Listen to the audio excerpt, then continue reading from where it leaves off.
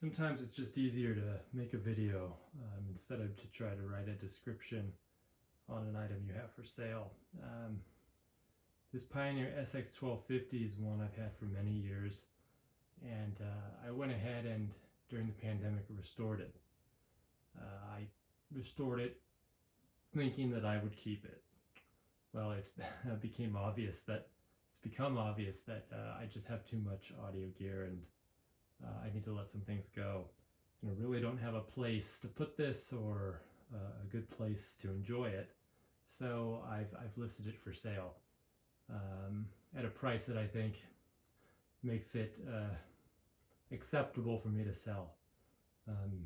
Much below where it is, it's just simply not worth it given how much I put into this. So we're going to go ahead and take a look at it today and see what I've done to it, and maybe I can give you some recommendations too and explain the parts and things to look out for since I've had this unit literally down to the chassis to clean and obviously to then replace parts. So I'll flip the power on. I'm not going to play any music because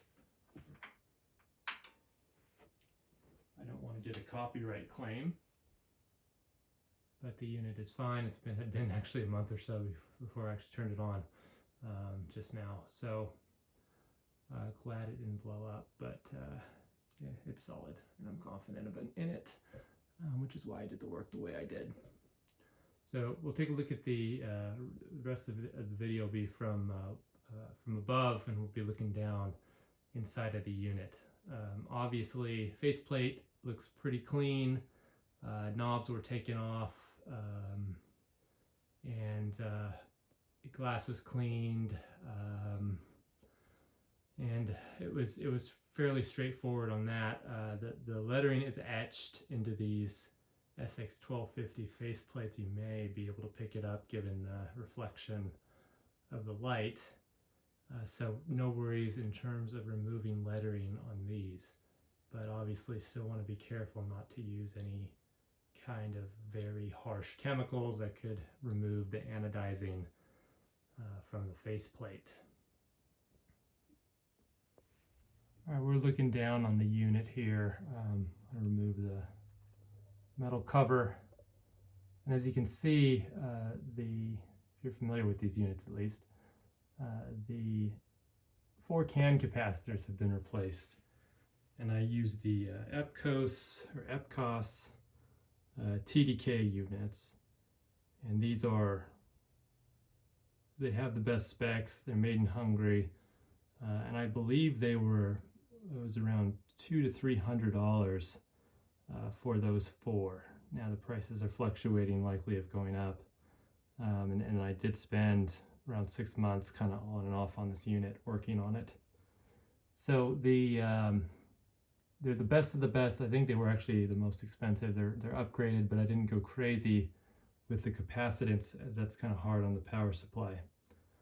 So 2 boards that are in this unit are actually replacement boards. I have the original boards. I can include them if you'd like, but these were designed by I believe a Canadian man, and they may still be for sale on eBay, but I didn't see them the last time that I was on there and looked.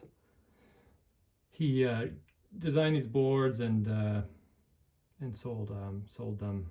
And I thought they were very high quality. He used all the kind of parts I would use, and so that helped simplify some of the restoration. Now underneath the unit, though, it's another story. The boards, there's no replacement for those. There's no replacement for the driver boards, which are both the boards with the 3 plugs on the left and right. Prior to replacing all these parts, I actually completely disassembled the receiver, as it's from the 70s. It was dusty inside, and there was really no good way to reach it. I wanted to touch up some connections. I knew that I'd be replacing the output transistors, and so that's what I did. Had the unit apart for quite a while, but got in there and had the unit to a point that I could go ahead and clean every nook and cranny, so there's no dust left over in terms of stuff from the 70s. So the power amplifier portion of this unit has been completely restored. There's no original capacitors in that part of the unit, other than maybe some ceramic capacitors and some of the original films, which were fine when I tested them, and will probably be fine for many years to come. But all the electrolytic capacitors are new. I also replaced the output transistors, use the modern equivalents, and then beta match them so that the unit is as dialed in as possible, should run cooler than if you didn't bother to match them, and should be more reliable as well as a result. So along with that, then of course new thermal paste was applied. I used the good stuff and sort of slowly worked my way through this thing until I was pleased with where I was. In addition, unit's been cleaned, the wood has been oiled. It's not perfect cosmetically. The rear panel has some light oxidation. I cleaned it up for the most part, but the paint's not perfect, and it really never is on these. They were from Japan. This is early in the boom days for the Japanese. They built beautiful products by this point, but there were certain things they didn't always get right. And so those things would be some of the metal work.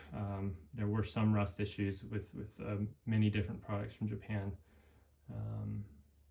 up until the 90s, if we want to consider Toyota and their pickups and Tacomas.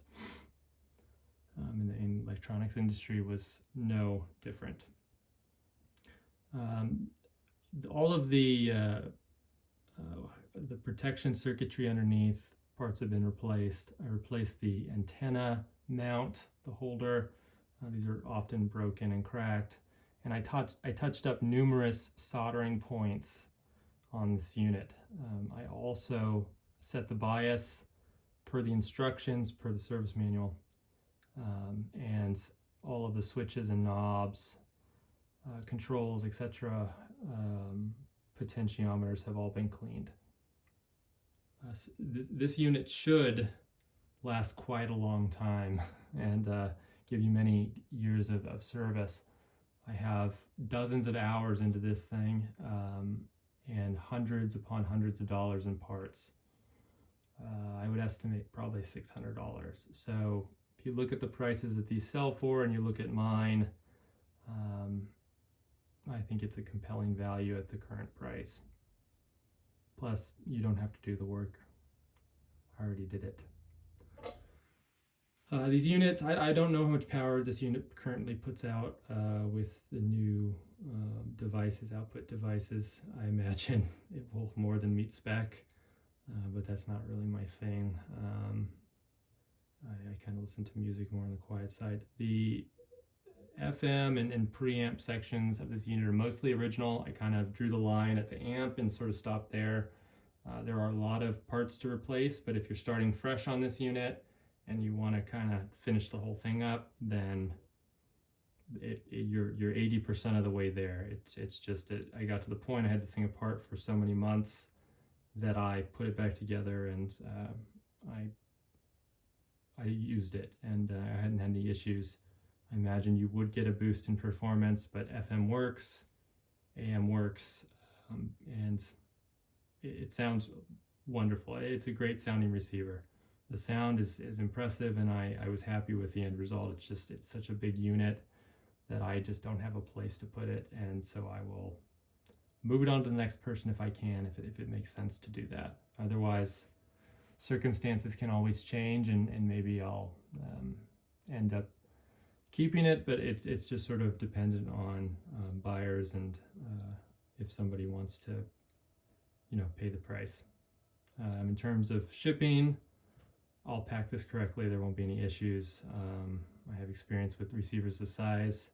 I've owned several of these over the years, and Sansui's and Kenwood's, and a lot of heavy receivers. I've got boxes and packing material ready to go to pack this up. It may take some time though, given the weight. Would like to have some help, obviously, when I'm packing this thing up. But I have all the materials that someone would need, and I've got just about on these kinds of receivers. I have a perfect track record, so I'll do it the way I know how, and that's at least 6 layers deep on the bubble wrap plus the foam around that, and that allows me to sleep easy at night with really no concern that the unit will arrive safely.